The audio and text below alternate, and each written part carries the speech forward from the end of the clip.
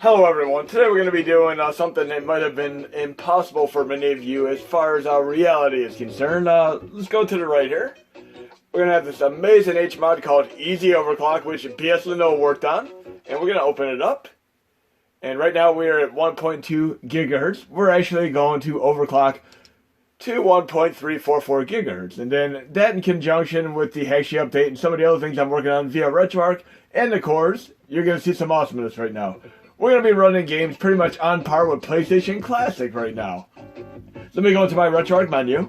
And we're going to go for the big guns. We're going to go for one of the hardest to run ones right now. And we're going to go through RetroArch UI, which you can grab on the KMFD Mod Hub via Modules tab on Hashi. And we're at 1.344 gigahertz right now. And the nice thing about this HMod is you don't have to install Xtreme Overclock. You can literally just install only Easy Overclock. And once you shut the system down, it'll be back to 1.2 gigahertz. But we're going to go low content start trajectory. I have it set to Atomiswave Games right now. We're going to load one of the most incredibly difficult games to run, Slug 6. We're going to load it with the Flycast Xtreme core. And you're going to see, there's a definite difference in RAM on the SNES Classics as well as the Mega Drive Minis in comparison to the PlayStation Classic. But processor-wise, even though PlayStation Classic can boast better specs as far as 1.5 gigahertz, it actually throttles to 1.344 gigahertz. So essentially, it runs the same other than the RAM differential, which you're going to see right here. So in other words, think of from a reference, a frame of point here to make it easy to understand. Say, for instance, you're loading up a YouTube video and you start getting a lot of hesitation and pauses. You pause it for a few seconds, and then it buffers ahead. That's what I'm basically acclimating this entire RAM usage thing to. Think of it as buffering ahead. And you see when I play this Slug 6 right now, exactly what I'm talking about. So the game's going to run pretty damn smooth and the same as on PlayStation Classic, but the RAM is going to make it seem like it needs buffered a little bit more. Let me get this volume down just a little bit here. But it's running infinitely better than in previous test examples. Look at this, guys and gals. How awesome is this? And there's a little trick you can do to instantly clear memory. You're going to go into the RetroArch settings. And you can do this on most cores, especially the Nintendo 64 core. You're going to go to Force Disable sRGB. It doesn't matter if it's on or off, just toggle it. And this insta kills memory. The cache memory. Then you can resume the game. It'll be as fast as it can be for the next few minutes if you're running a game that is like a Killer Instinct or even Paper Mario on Nintendo 64. But it especially helps out on the Dreamcast cores. So there we go. Look at that. Nice and full speed again. And yes, you will get a few graphical glitches here and there, like up above that black box. It is what it is because we are on a different video driver than we are on the PlayStation Classic. But look how beautiful this is running. We're going to do a few more games, test scenario examples. And once I do the release, I'll do a tutorial on how to get it running this speed. As of right now, you're not going to be able to, unfortunately. But for the release, you will be able to. And not only that, you're going to be able to run Dreamcast games as well as you can on PlayStation Classic as well. And again, if your system is not supported as far as overclock is concerned, you're still going to be able to run this game pretty decently, just not full speed like I am right now. I am officially running with overclock right now, with some other tweaks and enhancements, plus the sRGB, disable, toggle on, and such. But yes, we got Atomiswave Games running beautifully right now. Here you go, Anti-Fly. I told you I could pull it off. Took a little bit of work and testing though, because I had tons of crashes initially. But I'm running seamless with no issues whatsoever now in my latest test scenario setup. And this is going to be the one that I release.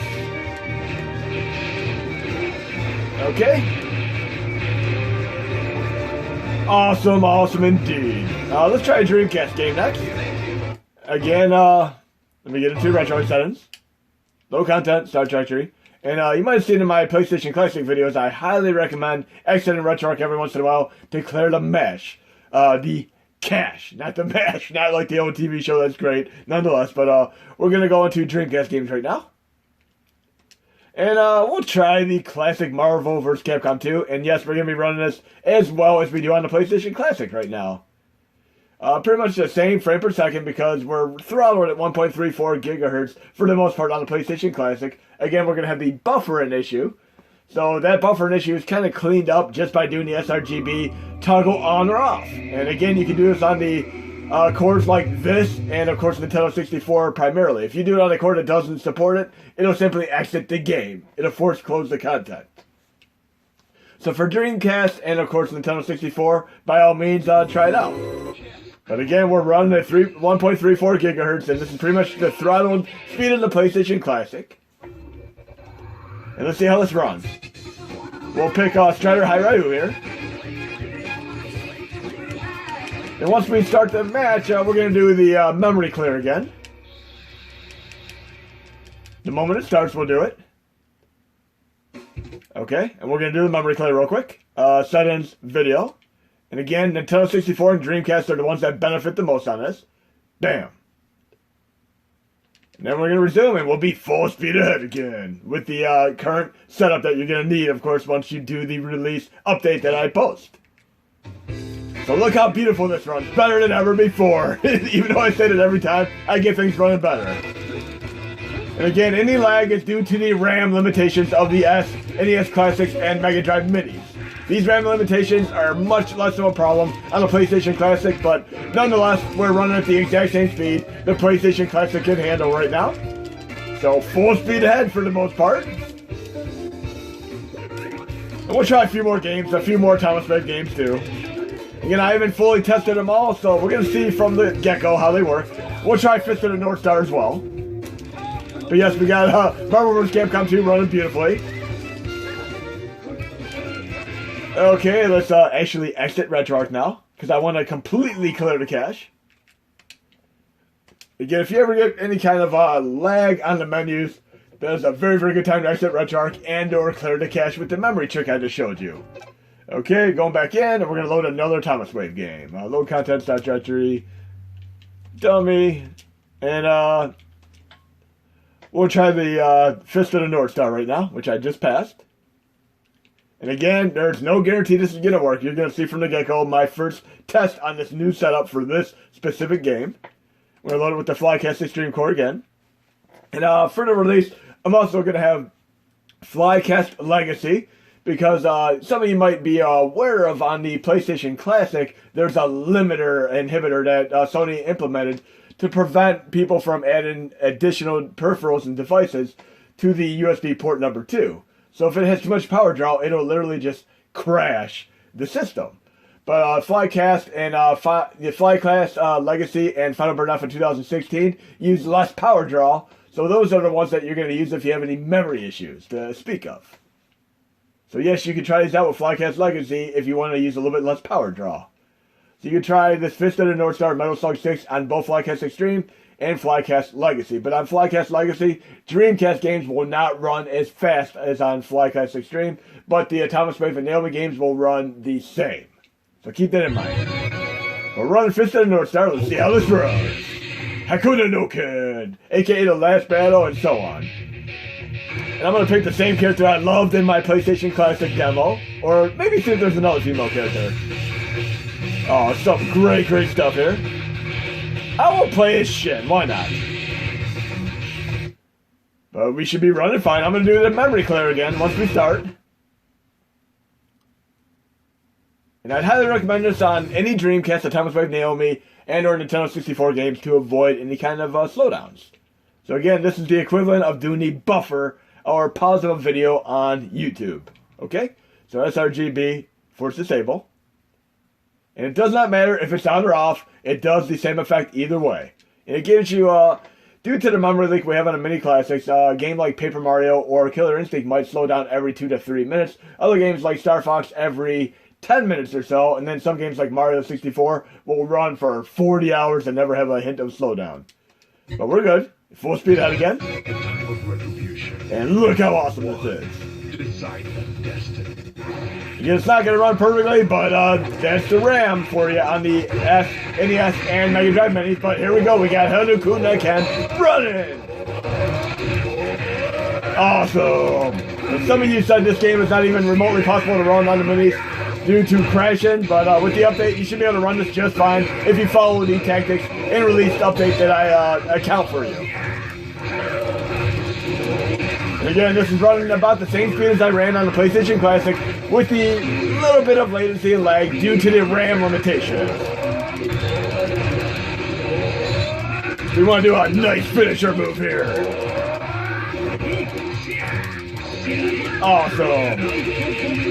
Oh, 7-hit combo. Not quite my big hit combos from Killer Instinct, but getting there. A little more practice will suffice. Broken Strikes might have to teach me a thing or two. Let's at least finish this battle, and then we'll try a couple more games. Okay. Oh, now we're going to go to another game real quick and see what we have. We'll do another Dreamcast game real quick. Update. Sorry, dummy. Dreamcast. And we're going to run another game that people have had issues running in the past, and you're going to be able to run this with the update as well. How about Gauntlet Legends? And here we go. We're going to run Gauntlet Legends again with Flycast Xtreme. And I'm going to have it in the update where once you update RetroArch Xtreme, you just simply load the game and follow the notes that I detail for you, and you're going to be able to run Gauntlet Legends. And this is by far my favorite arcade game. I'm talking about the Gauntlet Dark Legacy. Yeah, we're still at 1.344 gigahertz. And before we shut the system down, we'll turn it back to 1.2 gigahertz. So you're not going to need it for every game. Obviously, if you're playing a game like Contra or Metroid on NES, you're not going to need it. But if you're playing a game like Contra Force, you might want to have it. And Sonic Spinball on Mega Drive. But here we go. We're running this. Gauntlet Legends. And the Dreamcast version is by far the best out of all of them. And I always play the L for characters like that. Let's see. Okay. And again, you're going to be able to run this just fine with the update. It'll run nice and smooth. Let's see what character I want to pick as. Select a character. And I like that they have the wizard, the archer, the dwarf, the knight. And knight is a new character, and then a sorceress, and the jester. Let's play the jester. Why not? We'll play as a green jester. Green jester. I really love Gauntlet Dark Legacy though, with the dream world and such. Running awesome here. And this has always been one of the hardest games to run on the various systems. Obviously, we need to go to the world that's unlocked right now, which should be right here. Kind of this hub format, which you see in mini games such as Crash Bandicoot especially. And some people have asked in, like, can you make these type of FMV videos run better? There's only one way to make them run better. That's actually by downsampling the video and audio and repackaging or re-archiving the ISOs, which is a very complex thing to do, but we're running awesome right now. This is so cool. This might make it into my 4K or 5K subscriber video as one of the games. Now obviously this is a great two-player mode activate game because a character like the Jester or Elf, Archer and such could be overwhelmed quite fast until you level up a level or two.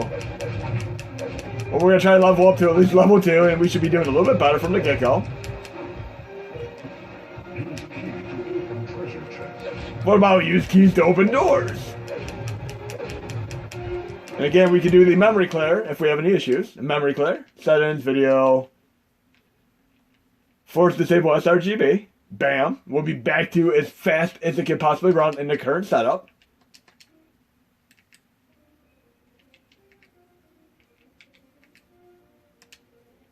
And I'm pushing the wrong button.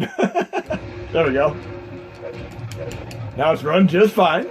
And if you have any kind of slowdown, and it's going to be more effectively noticeable on Nintendo 64, just go into the RetroArch menu and do the force disable, toggle on or off for the sRGB. You'll be good to go.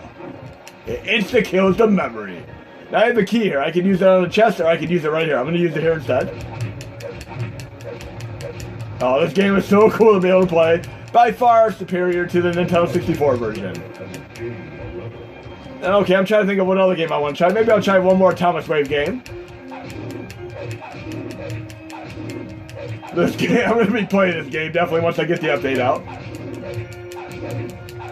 Very fun. And I love actually doing the levels over and over again to kind of upgrade. Farm as you will. But yes, I know many of you guys and gals have attempted to load this in the past and have gotten a CD loading screen, but you're going to be able to load just fine with the update. And it's going to be running full speed ahead like it is right now, as well as it can, of course. And I'll do a few more test demonstration videos, especially games that you guys and gals want to see run.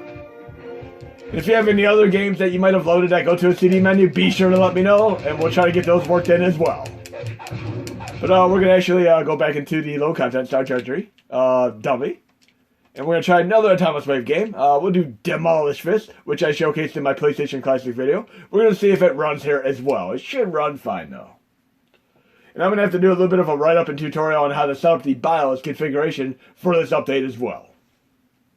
And there's also going to be an update for the Amiga core for some of you who've wanted to be able to switch between the mouse and the controller, so to speak. Especially on trainer games, you're going to be able to essentially push the select button. This was definitely a fun game to showcase in my PlayStation Classic Atomiswave video, but we're going to do the same thing here. We're going to do the memory clear once we get going, and if there ever was a brawler, Mighty Morphin Power Rangers style wannabe game, this is it. I mean, it's so much like Power Rangers, it is redonkulous. And suffice to say, I'm a huge Brawler fan, and throughout the years, I've actually played each and every Brawler you can imagine, including the Mighty Morphin Power Ranger ones. We're going to play as Undead, which seems very much like a Domain Cry character, complete with the Trickstar name. Kind of trickster as the technique, and you notice the technique bar is way, way up. Okay, we're going to do the memory clear. Settings, video, sRGB, and it does not matter again, on or off. I mean, it's going to do the same exact thing. Resume. And let's check this out. Try to get our power meter unlocked in the bottom of that blue meter. Very, very cool game indeed. Oh yeah. And it reminds me so much of the music from KMFDM and MDFNK. We're not going to break our systems, but we're going to break our enemies. Why not? Again, you do not have to run these with the overclock. You can try this without. They will still actually run, but they won't run as perfectly as they are right now, within reason. Okay? And I'll definitely turn off overclock for one more example, as the final example in here. So you see what it works like without overclock. Oh yeah. Let's get our blue meter up and take some enemies down. Oh, the technique is awesome with this character. Very, very cool.